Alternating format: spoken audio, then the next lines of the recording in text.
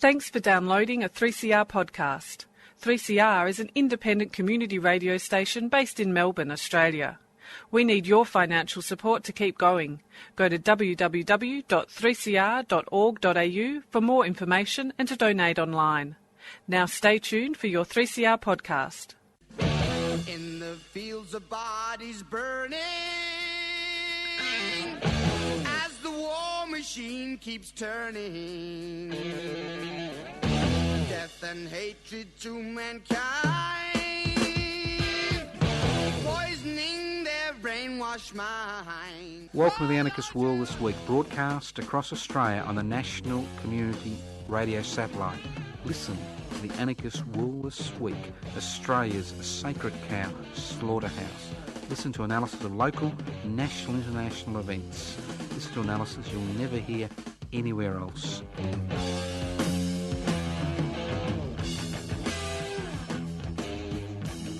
Welcome to the Anarchist World This Week, broadcast across Australia on the Community Radio Network. This program is streaming live on 3cr.org.au. And if during the course of the program, nature calls, you feel something hot and warm running down your leg, the neighbour wants to borrow a cup of sugar, ASIO wants to take you away for preventive detention, IS is door knocking, the Jehovah's Witnesses are there, don't despair. Don't despair. The program is podcast. You can access the podcast by going to 3cr.org.au. Now, if you wonder what anarchy is all about, an anarchist society is a voluntary, non-hierarchical society which is based on the creation of political and social structures which are based on equal decision-making power. That's direct democracy. It's a society where wealth is held in common and used for the common good. Not very radical concepts, but very positive concepts. Okay, listen to the Anarchist World This Week, broadcast on the Community Radio Network. My name is Joseph Toscano. Look, we've got an eclectic program for you today.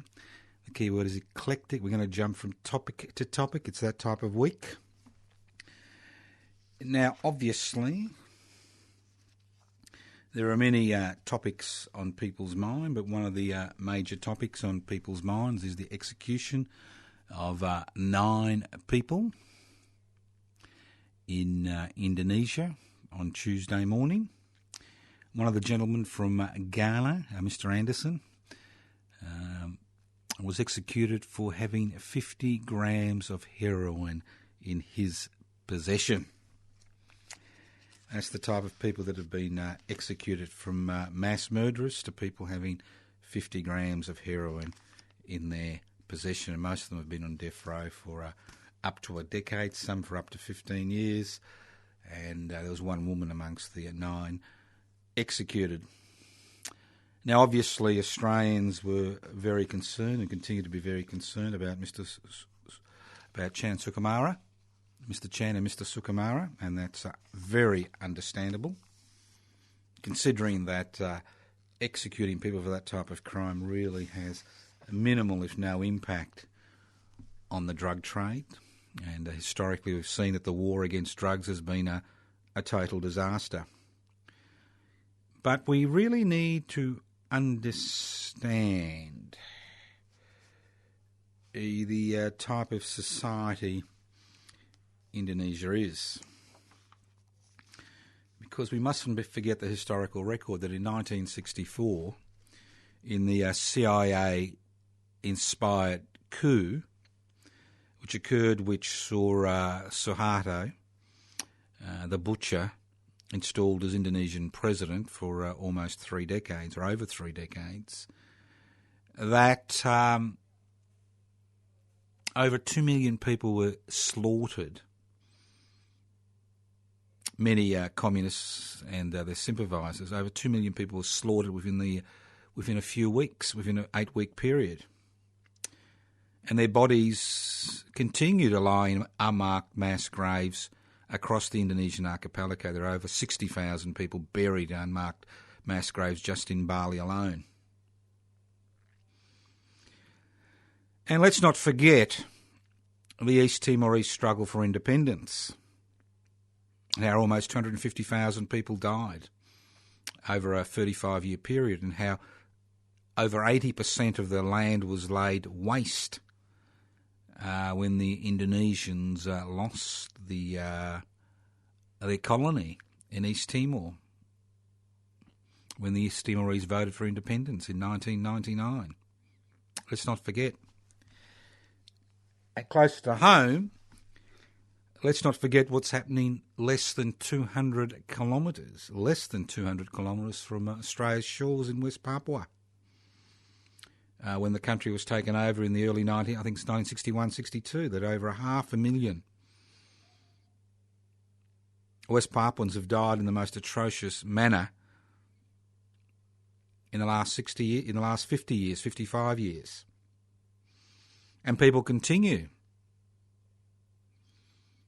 to die as we speak. Their land's been stolen. Refugees pouring out of that country. So, if you are unhappy with the execution of Mr. Chan and Mr. Sukumara, well, there are things you can do. Now, some people have said they'll never step foot in Indonesia again. Others have cancelled their Bali holidays. But if you really, really, really want to show you're disgusted what's happened, in a practical sense, I would urge you strongly to support the West Papuan independence movement, because if there's one thing the Indonesians hate, is one of their colonies, Indonesian governments hate, is one of their colonies finally cutting the chains that bind them to the Indonesian Central Authority in Jakarta.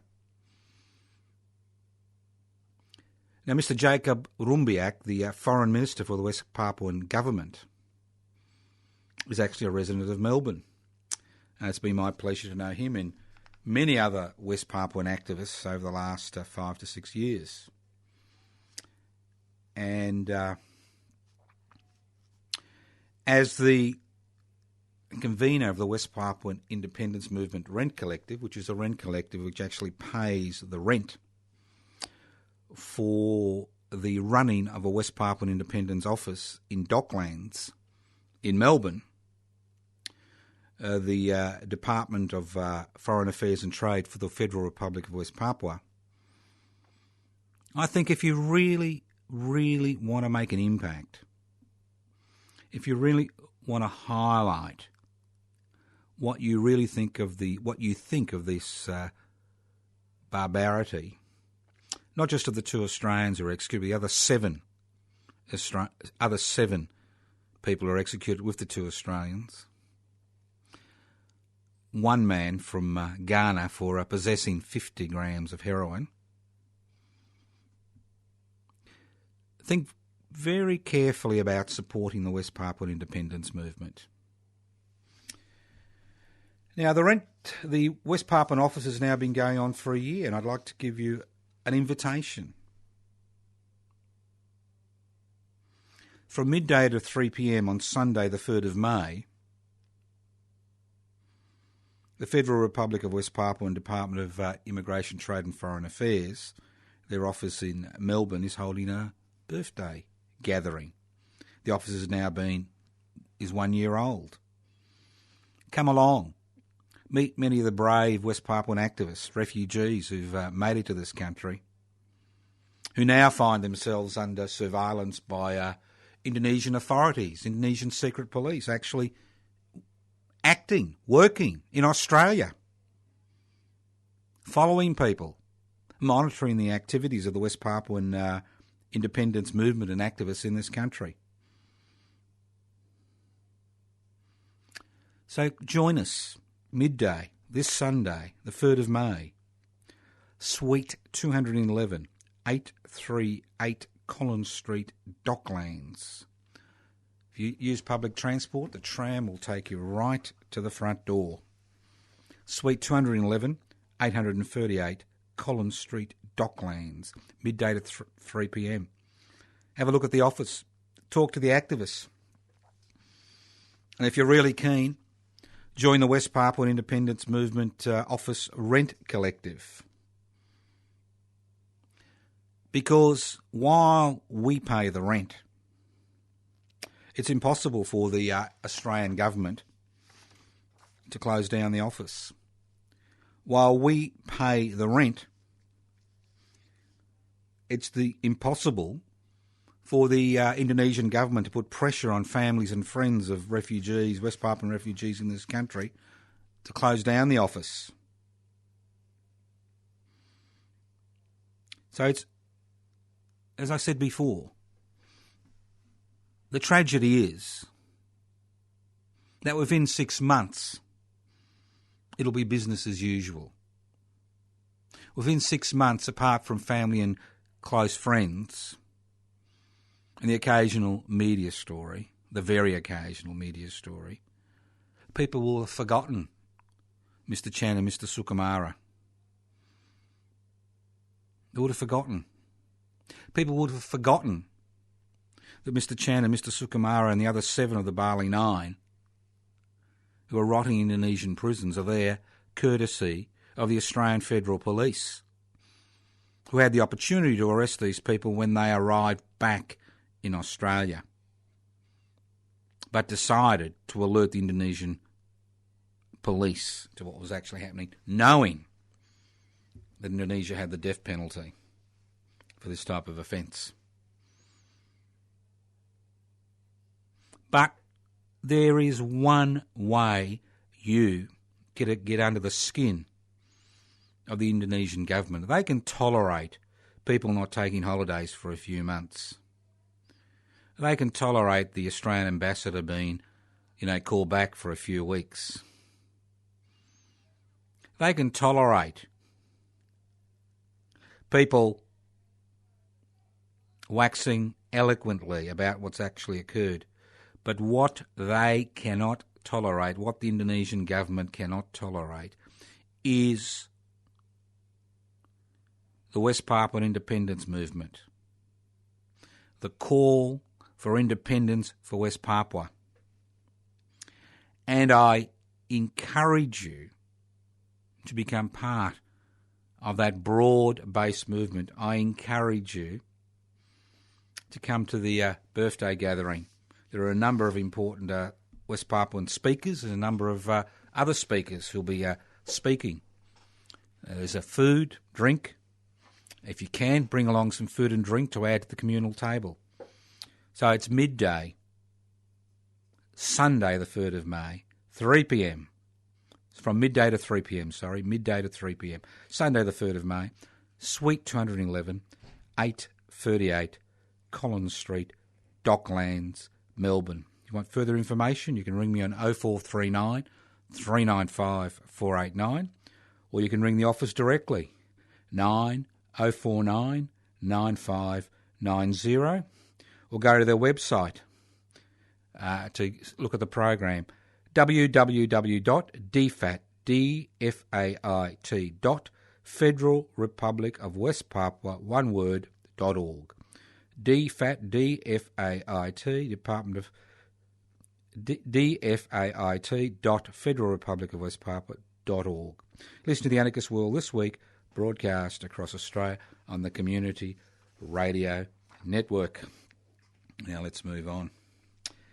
It's interesting how everybody's been talking about Anzac Day.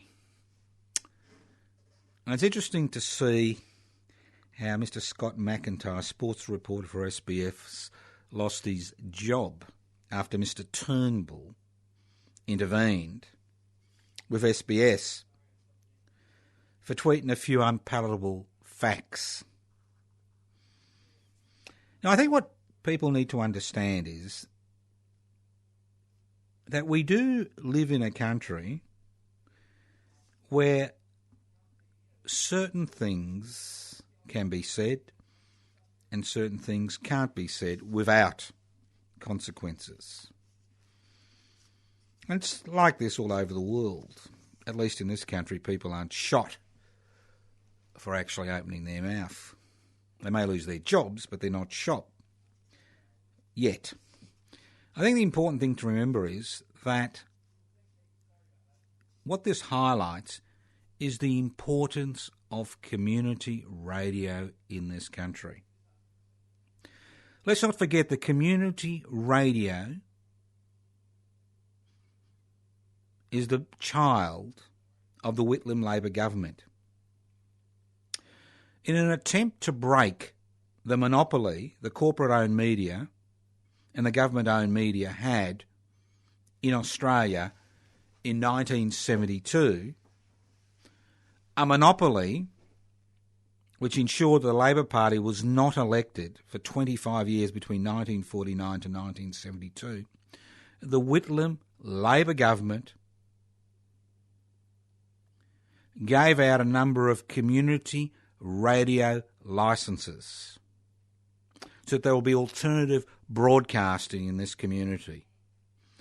There would be people who were ostracised from broadcasting in this community in Australia who would have the opportunity to articulate their ideas, the opportunity to present their ideas to people who wanted to listen to them, who were sick and tired of the government-gelded ABC and SBS and the corporate-owned media, you know, the News Corporation, the 21st Century Foxes of the world, corporate-owned television stations.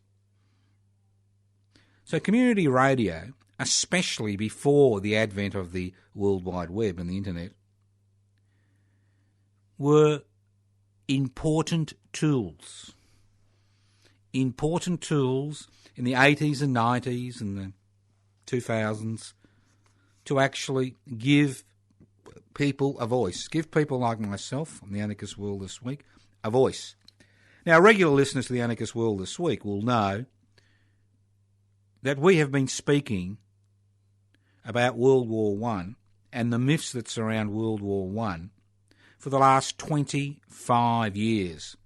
And those of you who listened to the broadcast last week would actually understand the tweets that Mr. McIntyre made were maybe 0.000000001% of the type of viewpoints you hear on the Anarchist World This Week across the nation through the Community Radio Network.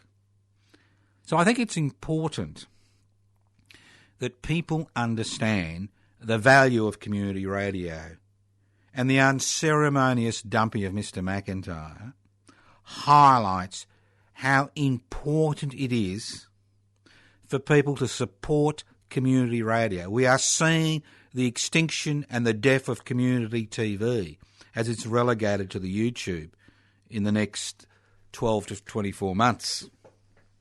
They'd like to see the death of community radio. They'd like to see the death of independent radio so that they could just fire people who made the mistake of sacrificing the sacred cows in this country.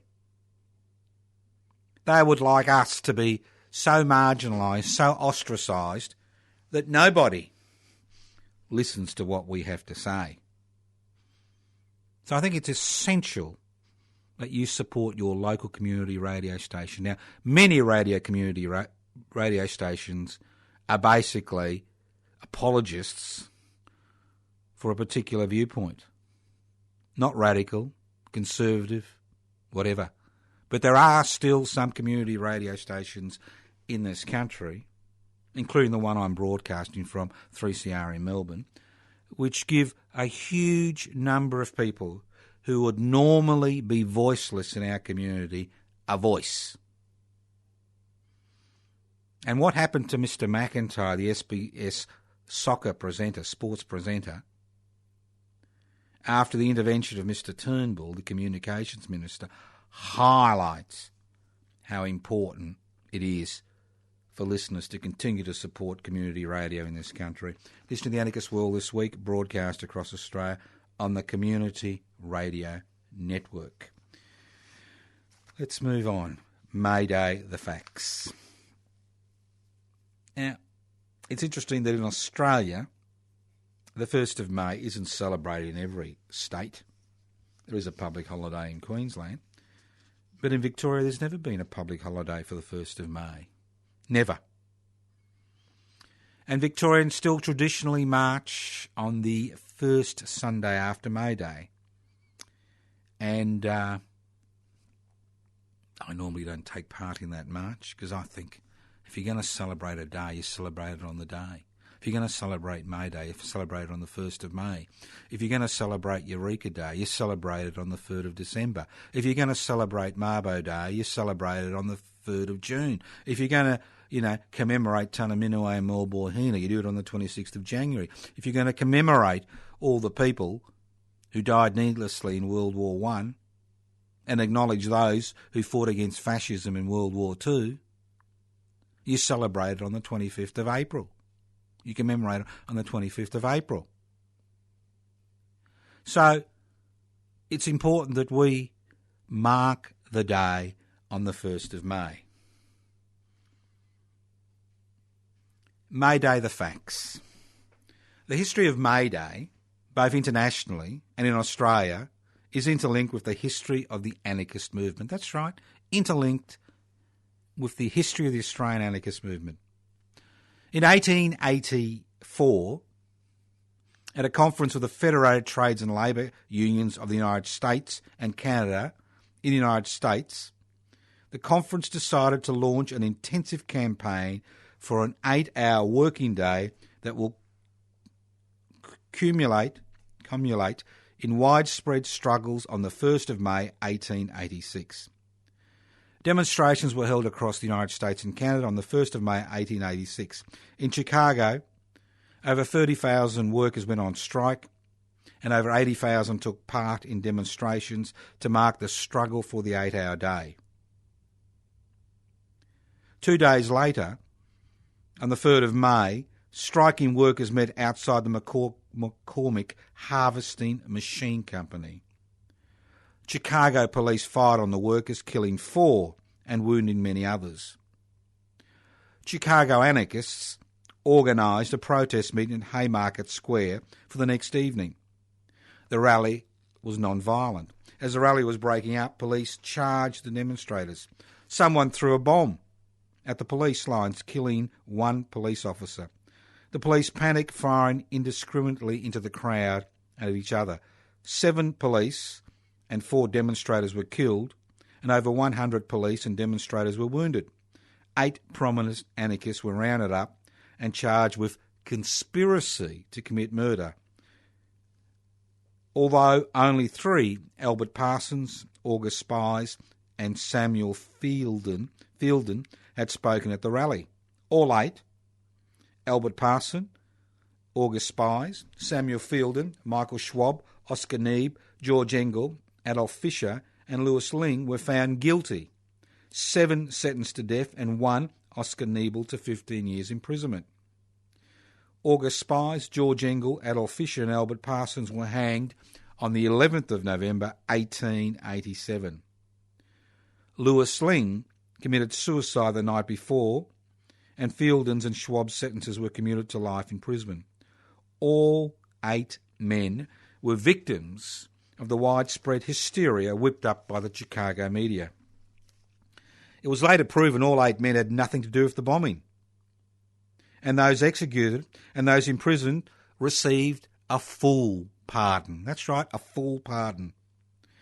In Australia, on the 1st of May 1886, brothers David and William Andre, heeding the call of the Federated Trades and Labour Unions of the United States and Canada, launched the Melbourne Anarchist Club, Australia's first anarchist organisation. 3 years later, on the 14th of July 1889, the International Labour Conference, the Second Internationale, decided to make the 1st of May a great day of international demonstration. An Australian delegate, Mr John Norton from Sydney, attended the conference on behalf of the Australian movement. The members of the Melbourne Anarchist Club celebrated the 1st of May 1887 and 1888 for a number of public meetings and lectures. May Day was celebrated in the offices of Dr. William Maloney, who later became the radical member for the seat of Melbourne, which is interestingly held by the Greens these days, Mr. Adam Bant, in 1890 and 1891. The first Australian May Day celebration and demonstrations were held in Barcaldine and Ipswich in Queensland at the height of the shearers' strike in 1891. Over 1,000 people took part. 600 shearers were mounted on horseback.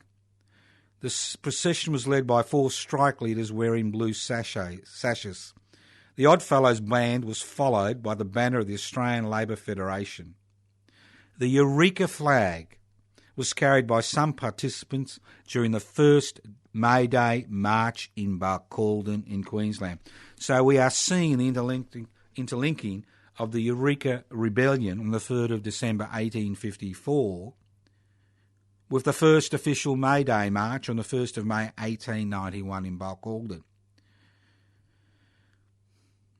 In 1893, moves were made in Queensland to have the 8-hour day celebrated on the 1st of May instead of March.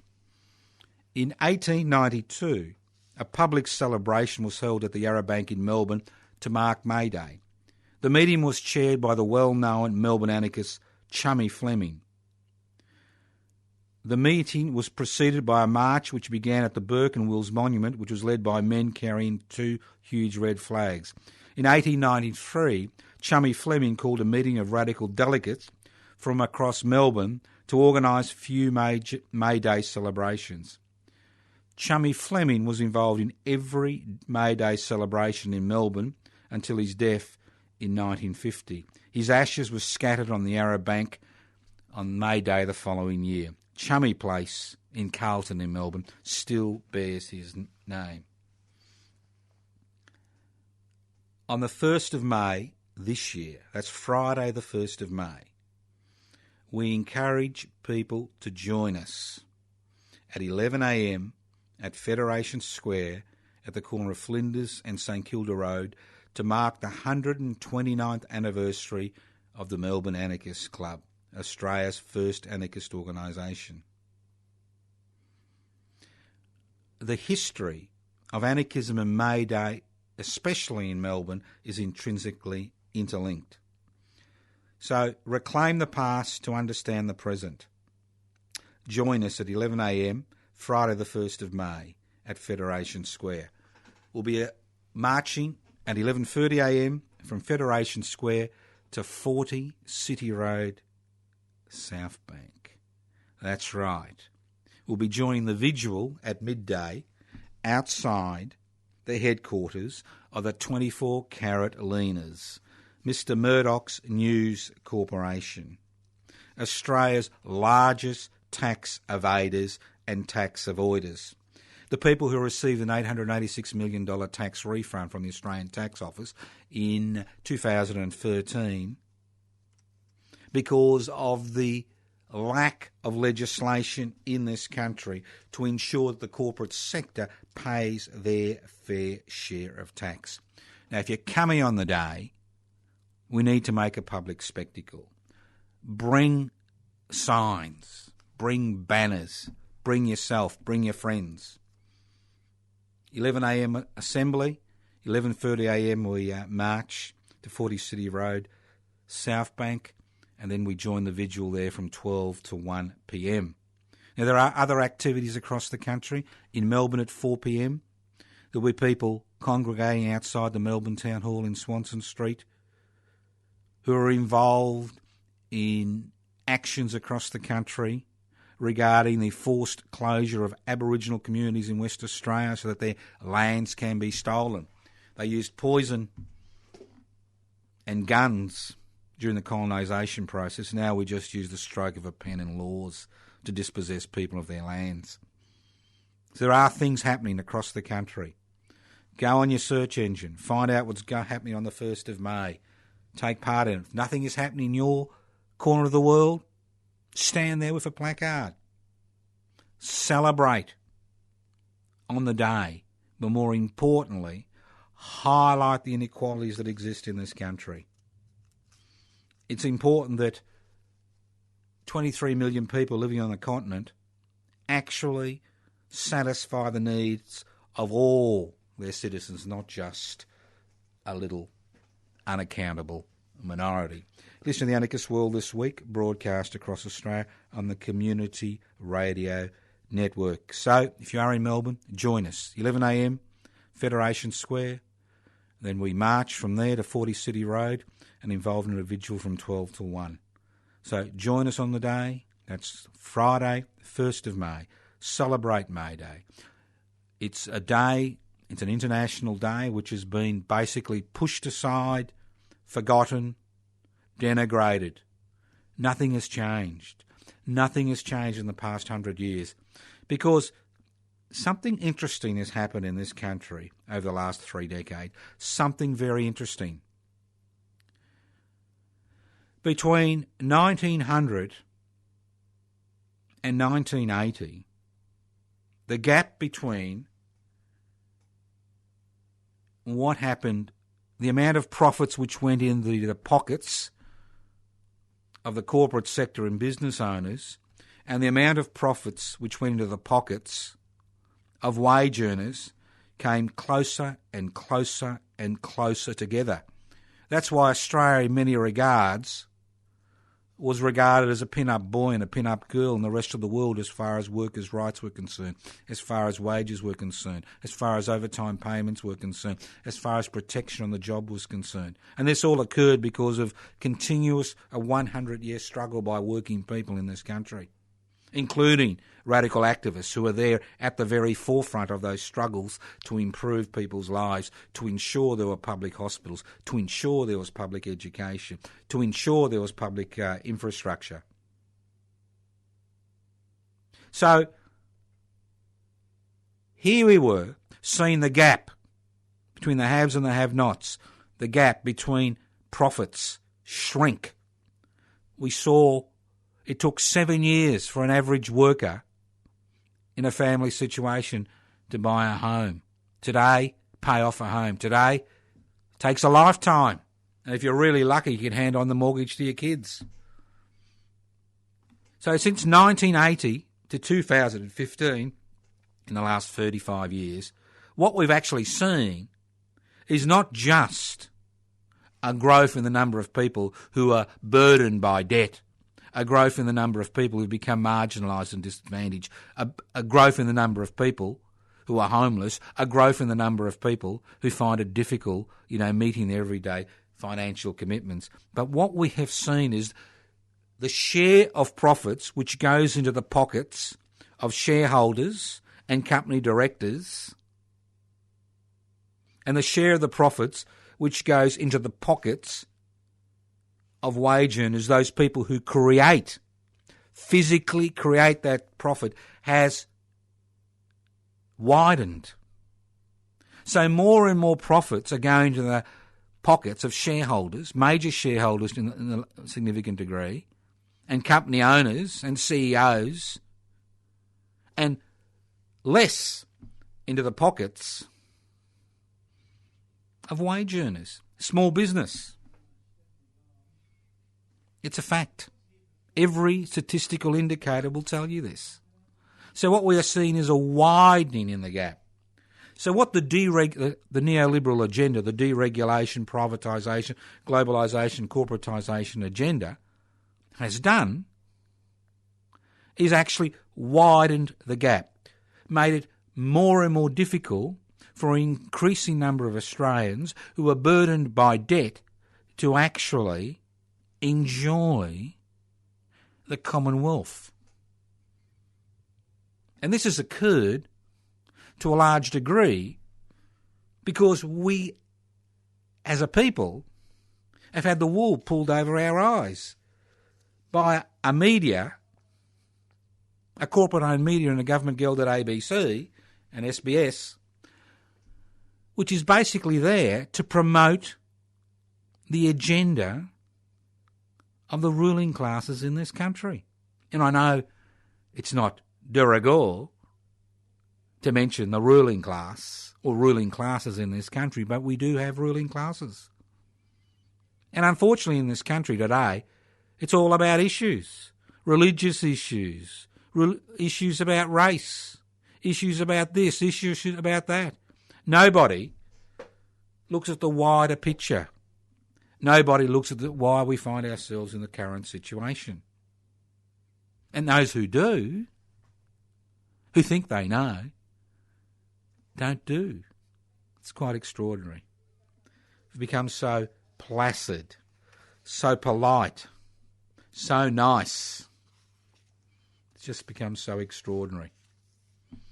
You listen to the Anarchist World This Week, broadcast across Australia on the Community Radio Network. I'll give you an example, simple example. Last Sunday, or was it Saturday? Last Saturday, 25th of April, we had people across this country and in Turkey and in France commemorating and in certain situations celebrating the atrocities of World War I. Extraordinary. Extraordinary. A lost battle, invasion of somebody else's land, in a dirty little trade war fought by workers at either end of the bay. I can understand the relatives of these people who died needlessly, remembering their dead, remembering their sacrifice. But we had almost national hysteria, and we saw that national hysteria when some, stupid sports reporter, Mr. McIntyre, tweets a few things and loses his job. Tweets a few home truths. Now, on the 3rd of December, on a day which is pivotal in the history of this country, Eureka Day, you'll be lucky to find 100 people celebrating Eureka Day in Ballarat. And if you're really lucky, there may even be a Eureka flag flying over the mass graves of the 22 men who were buried in that grave in the old Ballarat cemetery, if you're lucky. And there'll be no articles, there'll be no hysteria, there'll be no radio programs, there'll be no television programs, and those who go there will be, denigrated, harassed, for taking the day off, for marking what is one of the most important days in this country's post-colonial histories. Eureka Day wasn't just the 3rd of December 1854. Within 12 months of Eureka Day, life in Australia had changed forever. The momentum of people taking up arms to defend their inalienable rights and liberties and dying, it was a loss. Like Gallipoli, it was a loss. People died on the day. They died on the day. They lost the battle. But they won the war. The radicalisation of the Victorian population led to the acquittal of the 13 men who were tried for high treason, who were facing execution. All of them were acquitted. It led to the ringleaders, Mr. Humphrey and Mr. Laylaw, being in Parliament within 12 months. It led to universal male suffrage. It led to the breakup of the stranglehold the squatters had on land in Victoria. It led to the election of radical activists into the Victorian Legislative Assembly, which saw Victoria in 1871 become the first place on earth which legislated for free, universal, non-religious education for every child, which saw 600 schools being built within 2 years of that legislation being passed, which saw legislation being passed which protected workers' rights.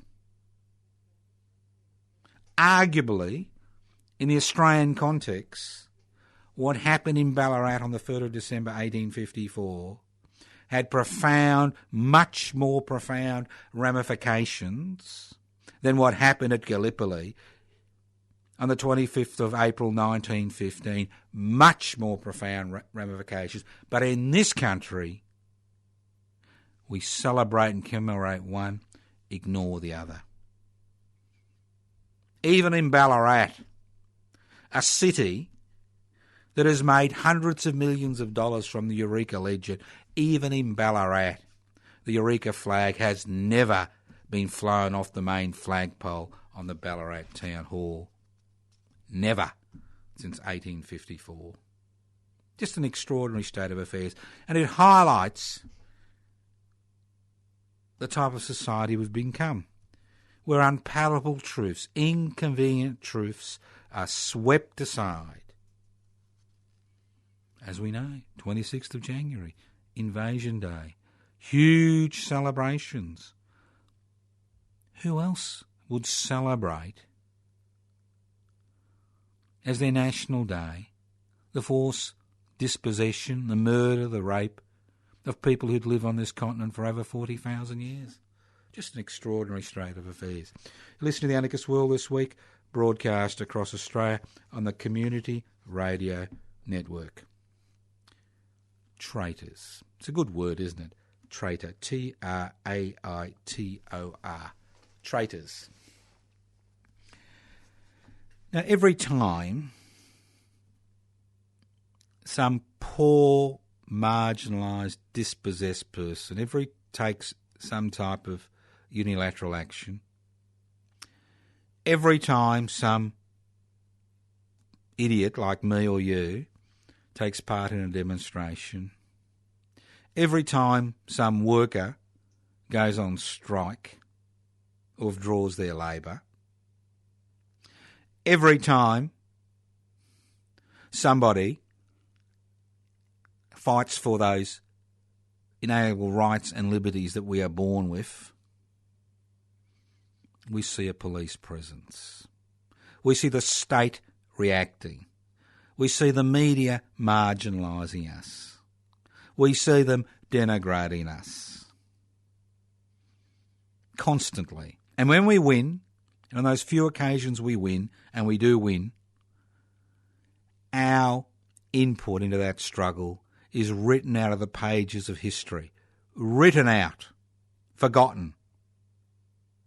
Because what we need to remember is every important social, cultural, economic advance that has occurred in this country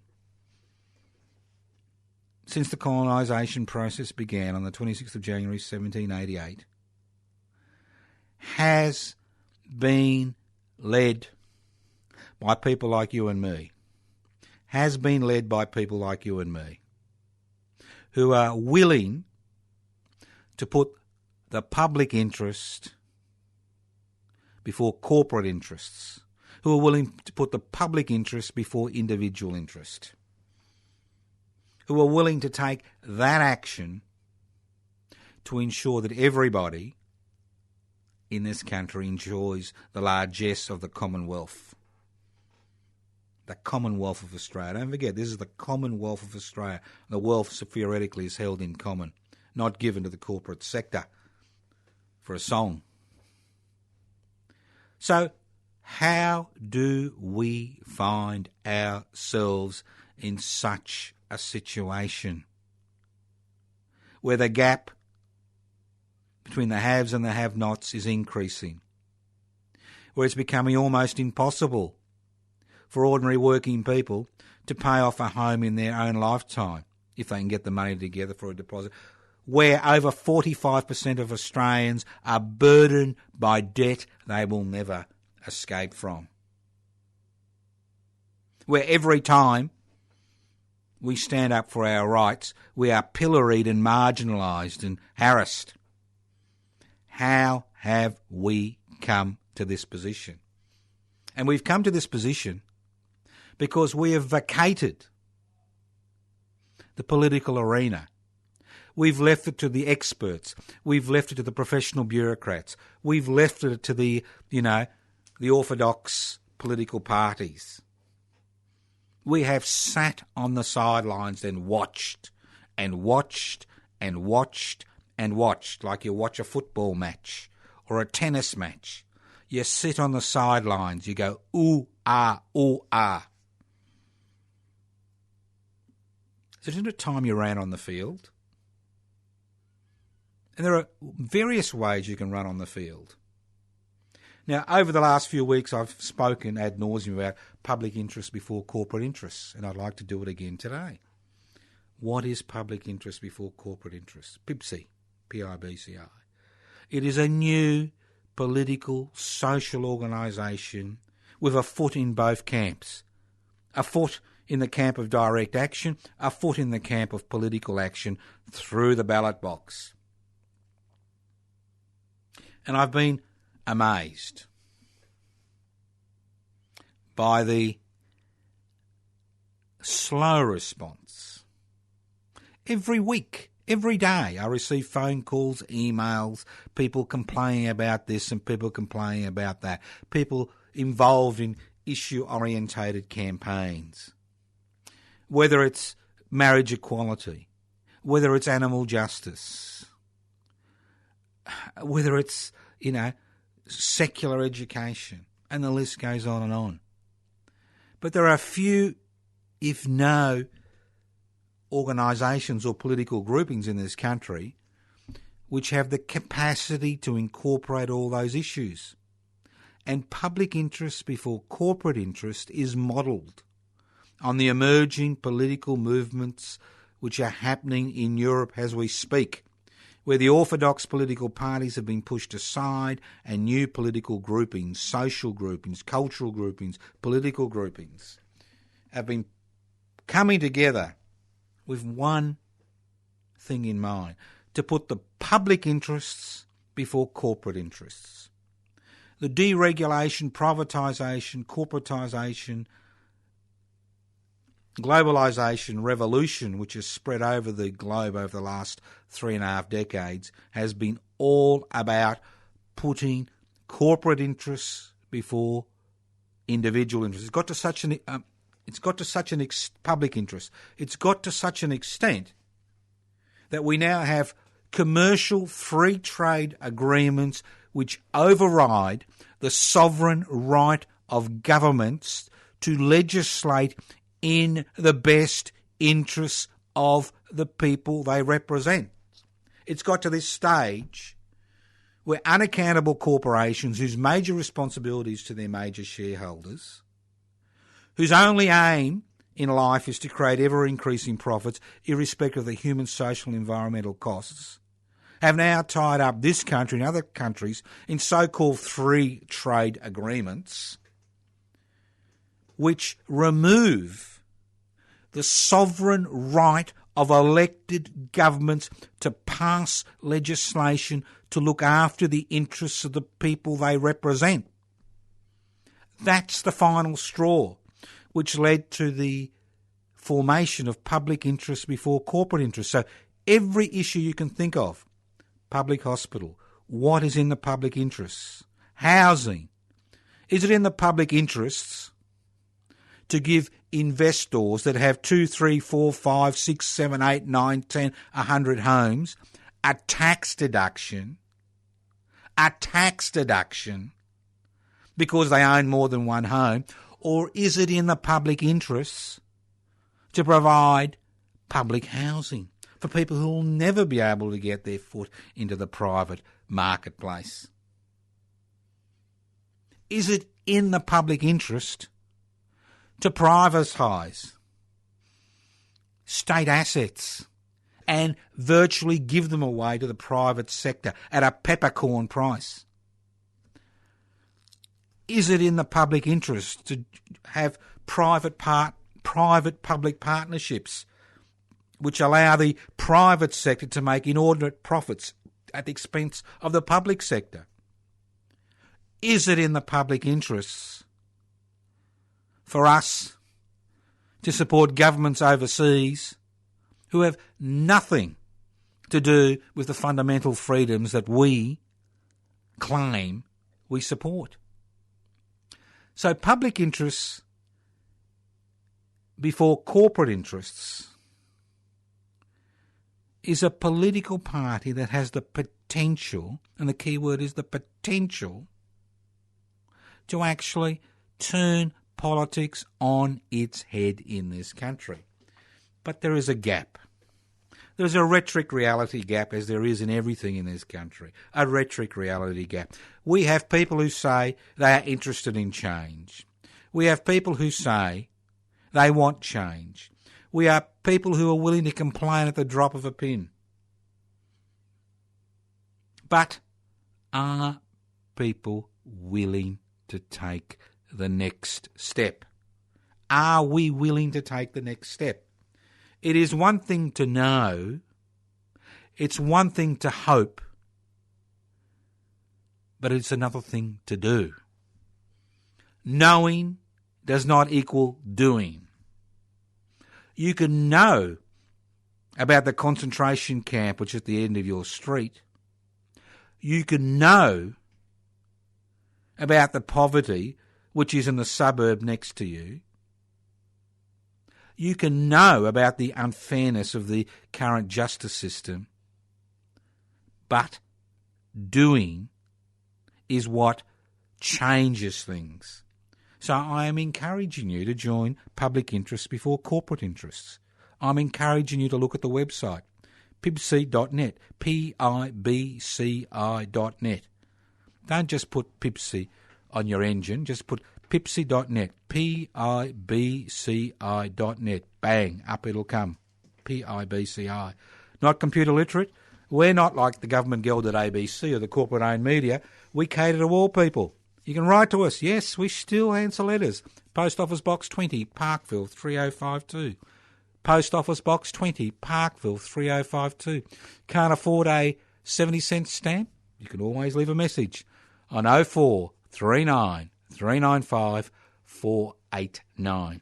Thank you for listening to The Anarchist World this week. We not only think and know, but we do. And we encourage you to move from thinking and knowing to doing. That's right. Sounds like one of those, know everything books. But it's the reality, isn't it? You can sit in a corner and think about it for all you like, and you're not going to levitate the White House. You can sit in a corner and, know about all the horrible things that are happening and all the wonderful things that are happening, but nothing's going to change unless you become part of the doers. Sever your ties with the I'm going to do something about that tribe. Sever your ties with that, somebody should do something about that tribe. You're the member. You're the one who can do something about it. Thank you once again for listening to The Anarchist World this week, broadcast on the Community Radio Network. My name's Joseph Toscane. Hopefully it'll be Joseph Toscane after the end of the program. You can ring us on 0439 395 489. Go to the website, anarchistmedia.org. Have a look at all the things that are available. You don't like anything? Form your own group. Form your own association. Do not just know. Thank you once again for listening to The Anarchist World this week on your local community radio station. You can, if your local community radio station doesn't, and I can't believe they wouldn't, broadcast The Anarchist World this week, Australia's sacred cow slaughterhouse, well then, knock on the door of the station manager. Ask them why you don't broadcast The Anarchist World this week and ask them to broadcast it. Thank you once again. Listen to The Anarchist World this week on your local community radio station. As I said at the beginning of the program, if you missed the program, don't despair. The program is podcast. Go to 3cr.org.au. You can access the podcast at your leisure. Send the podcast to your friends. Send them to your enemies. Let everybody know about us. But more importantly, hopefully we'll see you at one of the many events that we organise. And if you can't make it, don't forget, you can always come on the 3rd of December, Eureka Day, Ballarat, a great day. Thank you once again for listening to us on The Anarchist World this week. Translate listening into knowing, translate knowing into doing, become part of a widespread social, political and cultural movement that ensures that we maintain those rights and liberties that we've born with, to ensure the Commonwealth is enjoyed by all, not just a rapidly shrinking minority. Thank you once again. Listen to The Anarchist World this week on your local radio station next week. That's it. We're waiting for the sacred cows. We're going to we're going to take off their ties. We're going to let them run around for another week, and we're going to oil them down, feed them nice. We don't actually execute them. We just like to wrestle with them. You've seen a lot of sacred cows wrestle to the ground this week. If you've got a sacred cow we haven't attacked, let us know and we'll think about it. We won't promise we'll do it. They may be too dangerous even for the anarchist world this week. Listen in next week on your local community radio station. Sorcerer of death's construction. An analysis you'll never hear anywhere else. Anarchist World this week. Australia's Sacred Cow Slaughterhouse. 10 a.m. every Wednesday. Listen to the Anarchist World this week for an up-to-date analysis of local, national and international events. Poisoning their brainwashed minds. Oh, Lord, yeah.